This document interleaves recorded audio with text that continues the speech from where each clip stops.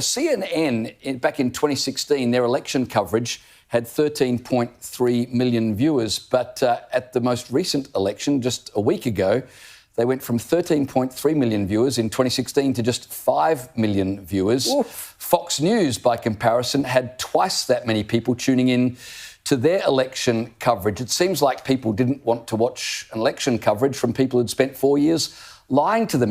RIP to the Communist News Network. CNN is struggling. CNN is going through hell. It's not being shut down completely yet. That's coming eventually, maybe in a couple of years. But CNN is a disaster of a network filled with propaganda. And now, according to Daily Mail, they are axing their top stars. I don't know how the hell you can call someone a star when they're not pulling in any money, any viewership, anything like that.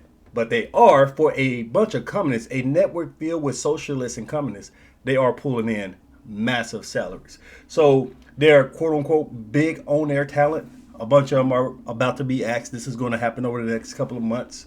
We got propagandists who used to work for Fox News, who ran from Fox News after he heavily ran interference for Joe Biden in the 2020 debate with Trump. He ran from Fox News because he collapsed over there, ran over there to CNN and stole money. Chris Wallace, this man stole money, 77 years old, and working for CNN for the last 3 years, making almost $9 million a year. And guess what? He was pulling in about 85,000 viewers of the key demographic. In an election year, you're supposed to be a big star, massive salary, and all you can get is 85,000 viewers.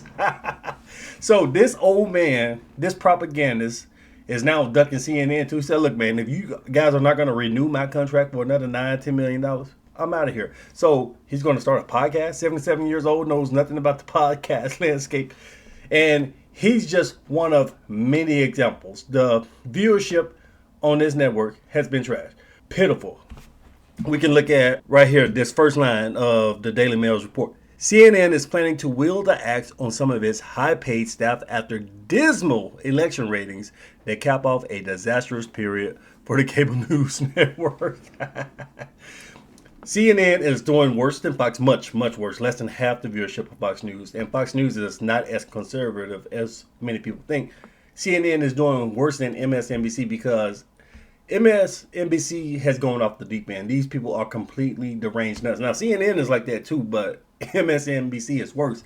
So for the far left, if they do want to get some propaganda, they're probably going to go to MSNBC first.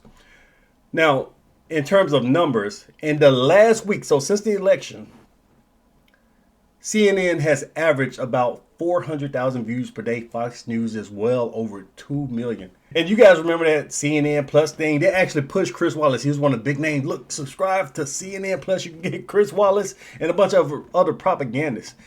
After 1 month, they dropped the price down to $2 a month. And I think it was a week after that, they just completely took it off. The thing barely lasted a month because it wasn't a real news app or anything like that. It was just a bunch of propagandists and nobody wants to hear that. But CNN is desperate. That was a desperate move. Another desperate move is they fired then, brought back Fat Boy Brian Stelter. He's nothing but a Saturday morning propagandist. This is a full-blown propaganda network. They've been lying and gaslighting for years. They focused for years, the last decade, on Orange Man bad, Trump is a criminal, he's in bed with Putin, doing all this stuff. They completely lied and hid the truth about Joe Biden's mental health. His brain is shot. CNN lied about it. They hyped up Kamala Harris. She's the best thing since sliced bread. She's the second coming of Obama, all that, and she got destroyed.